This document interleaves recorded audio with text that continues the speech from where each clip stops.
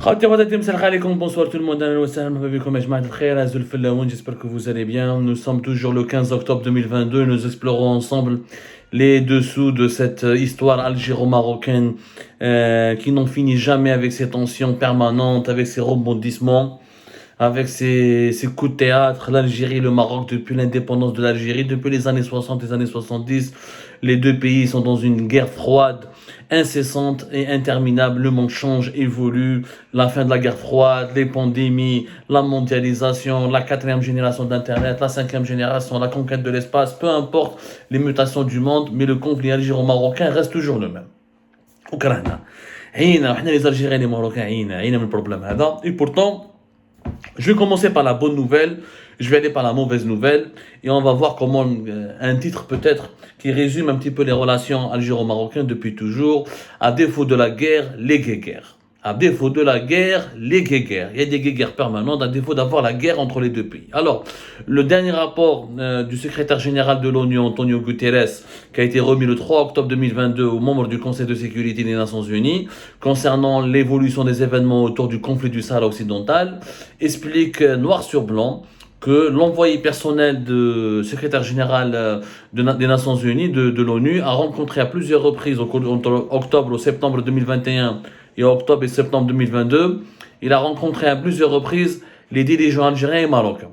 Et donc, au cours de ces rencontres, les représentants du secrétaire général de l'ONU a attiré l'attention de l'Algérie et du Maroc sur le risque d'une escalade militaire, que les tensions, la rupture de relations diplomatiques entre les deux pays depuis août 2021, les déclarations médiatiques très hostiles, les déclarations officielles des dirigeants algériens et marocains qui sont très hostiles et très violentes. L'ONU a peur que tout cela dégénère en une guerre entre les deux pays voisins, les deux pays les plus importants du Maghreb.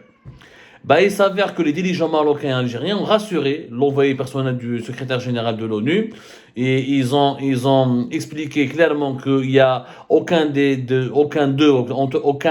officiels algériens ou marocains n'a envie d'aller vers une escalade militaire et que les deux pays écartent l'option d'une guerre. Ça, c'est rassurant, ça a rassuré l'ONU.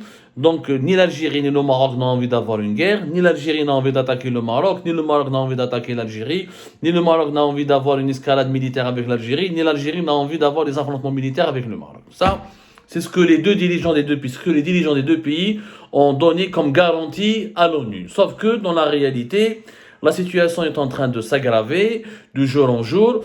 Au-delà de ce qui est visible, il y a aussi l'invisible. L'invisible, c'est que le conflit du Sahara occidental, et il est totalement non médiatisé, méconnu, totalement oublié de la communauté internationale, et personne n'en parle, on ne lui donne pas de l'importance. Et malheureusement, ce conflit qui est latent, larvé, à force d'être trop négligé, un jour il va exploser. Un jour, il va exploser, il va devenir quelque chose de très grave. Depuis, il y a la belle on en a parlé dans une précédente émission. Officiellement, il y a un accord de cessez-le-feu entre les forces du Polisario soutenues par l'Algérie, parce qu'ils réclament l'indépendance du Sahara occidental, et le Maroc, qui est considéré comme le Polisario et l'Algérie comme la force occupante de ce territoire, qui est revendiqué par le Maroc, qui est considéré comme une partie intégrante du territoire marocain. Cet accord de cessez-le-feu date du 6 septembre 1992, si je ne me trompe pas. Voilà. Le 6 septembre 1992, la 91, laissez-moi vérifier, et c'est ce qui a permis d'ailleurs, voilà, 1991, le 6 septembre 1991, et à la suite de cet accord, on a créé, les Nations Unies ont créé la MINURSO, la mission des Nations Unies pour l'organisation d'un référendum au Sahara occidental, qui est une opération de paix, qui normalement avait pour objectif d'organiser un référendum pour savoir est-ce que la population du Sahara occidental veut rester dans le cadre du Maroc ou elle veut avoir l'indépendance comme le demande le Polisario. Le référendum n'a jamais pu avoir lieu et la deuxième mission de cette MINURSO était d'observer la paix, de maintenir la paix, de surveiller le respect strict du cessez-le-feu qui a été décrété le 16 septembre 1981. Sauf malheureusement, depuis 2021-2022, il y a plusieurs actions militaires entre l'armée marocaine et les milices du Front Polisario. Comme un exemple, selon le dernier rapport qui a été remis le 3 octobre 2022 par le secrétaire général de l'ONU aux membres du Conseil de sécurité des Nations Unies, entre le 1er septembre 2021 et le 31 août 2022, l'armée royale marocaine a signalé à la MINURSO 691 faits impliquant des tirs contre ses unités stationnées le long du mur de sable ou à proximité, dont 64% à Mahabes, dans une région entre le Maroc peu comme le Sahara occidental, il a une situation très compliquée. 80% du territoire du Sahara occidental est dominé par l'armée marocaine et occupé par le Maroc, annexé par le Maroc. Avec un mur du sable qui sépare de ces 80% des 20% restants qui, eux, relèvent, entre guillemets, le Polisario considéré comme des territoires libérés et qui sont sous le contrôle du Polisario, dont le principal QG situé à Tindouf, au niveau des camps de réfugiés à Tindouf en Algérie. Bon. Donc, 691 tirs ou des actions militaires, c'est quand même important. Le Polisario lui-même reconnaît ça, il dit qu'il a procédé à 1100 reprises de tirs contre l'armée marocaine. Et la MINUSO a recensé au moins, durant la même période, entre le septembre 2021 et septembre 2022, au moins 18 cas de frappe effectués par l'armée marocaine à l'aide de drones contre des cibles militaires, où d'ailleurs le Maroc a éliminé le 26 juillet 2022 le chef d'état-major de la 4e Légion militaire du Front Polisario. La MINUSO fait de son mieux pour enquêter, pour déterminer, pour rappeler au calme, mais la situation, elle est très tendue au Sahara occidental et que l'accord Hadaya de cessez-le-feu, de l'aveu même du Maroc et du Front Polisario, n'est pratiquement plus respecté. Mais bon, il n'y a pas de guerre entre l'Algérie et le Maroc, il y a des tensions qui sont permanentes. Mais malheureusement, il n'y a pas de guerre. Oui, mais il n'y a que des guerres. Il n'y a que des guerres en permanence. La preuve, c'est-à-dire, c'est bien qu'on n'ait pas de guerre, mais on n'a pas la paix. C'est où le mouchkil ben l'Algérie et le Maroc. Pas de guerre, on n'a pas fait la guerre, mais personne n'a fait la paix non plus. La preuve, il y a toujours des polémiques permanentes et des guerres médiatiques permanentes. La dernière, mais le géant des équipements sportifs Adidas vient de signer un accord avec le ministère marocain de la Culture concernant la polémique qui a éclaté autour du maillot qui a été fait par la firme Adidas pour l'équipe nationale, pour l'équipe algérienne de football. Alors le 14 octobre 2022, Adidas a fait un communiqué dans lequel il annonce que apparemment il a trouvé un accord avec le ministère de la Culture marocain qui a menacé de déposer plainte pour lui demander de retirer du marché le fameux maillot algérien qui comporte des motifs de zélich, de céramique, des motifs de zélich marocain. Le Maroc considère comme quoi le zélich, la céramique traditionnelle, fait partie de son patrimoine culturel et qu'il est la propriété exclusive du Maroc. Une affirmation avec laquelle beaucoup de spécialistes ne sont pas d'accord. On a expliqué dans une précédente émission sur ce sujet que Adel Zellich, on le trouve à Tlemcen, on le trouve à Tunis, on le trouve à Bdjaïa, on le trouve à Alger, on le trouve dans de vastes régions de l'Algérie, de la Tunisie, qui fait partie même de la Libye. Et le Zellich est beaucoup plus un élément décoratif maghrébin, et c'est de la mosaïque maghrébine et pas uniquement marocaine.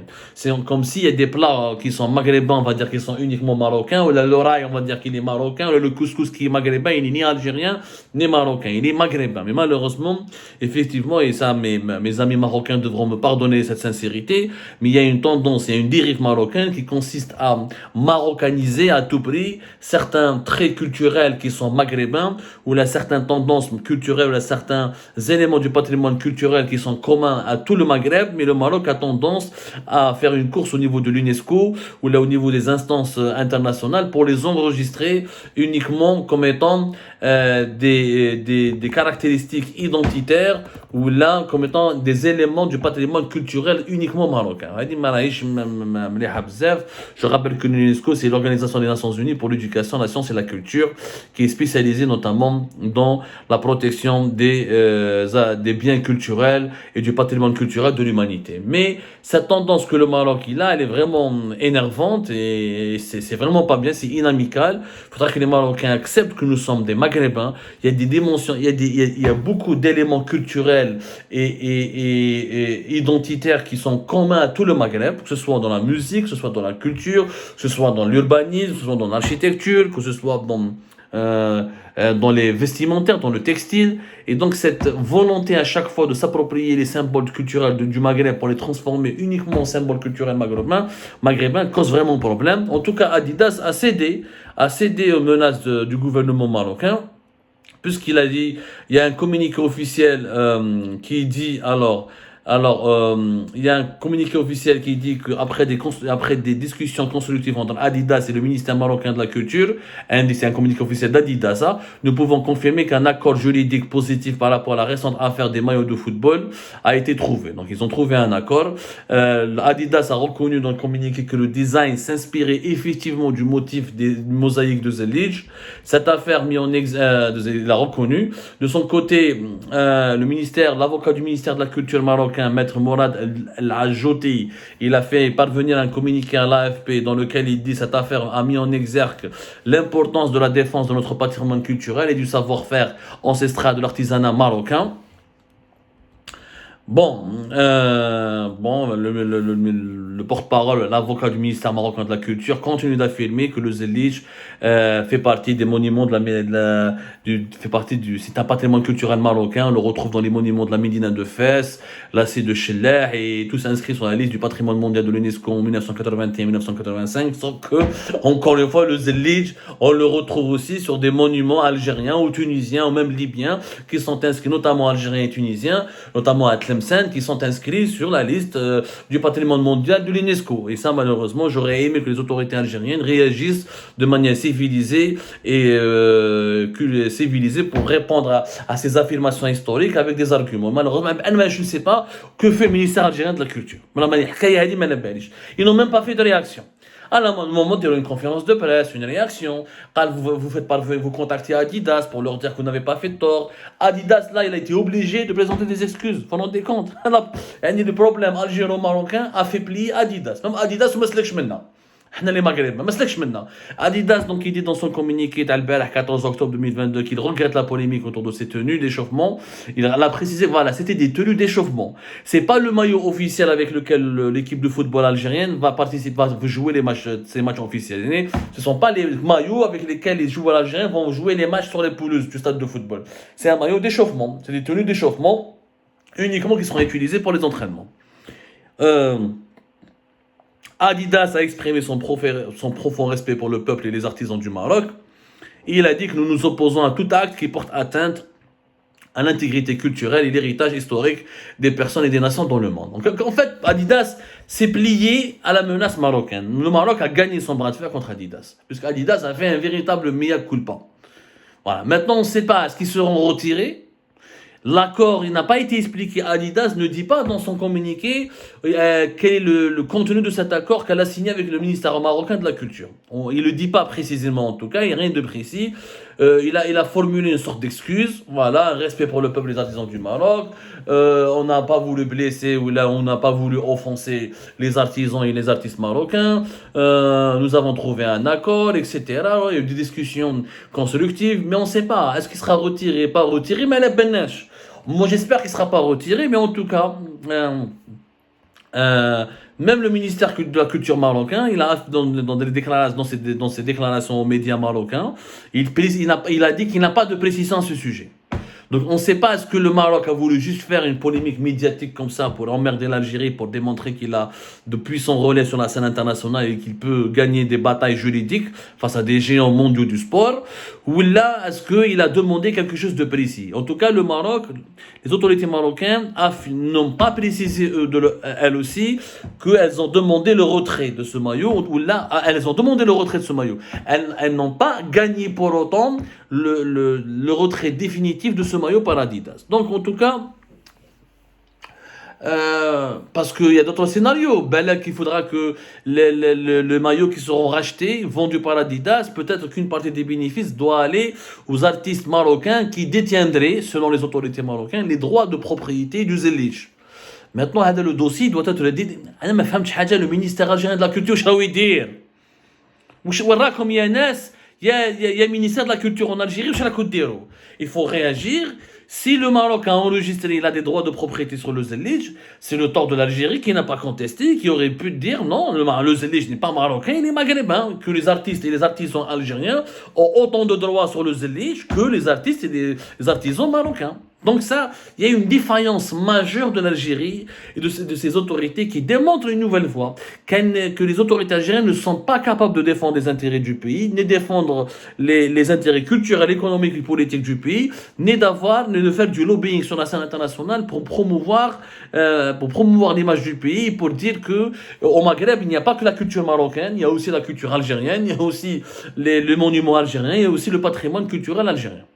Alors, la polémique ne s'est pas arrêtée, puisque la Fédération algérienne de football n'a pas réagi officiellement, mais des médias sportifs algériens ont rapporté que, visiblement, la FAF risque de résilier son contrat avec Adidas pour revenir vers Puma, parce que la FAF n'est pas contente que Adidas cède ou là, se plie devant les exigences, se plie aux exigences des autorités marocaines. Donc, ouais, il n'y a pas de guerre, mais il y a des guerres permanentes, des guerres permanentes.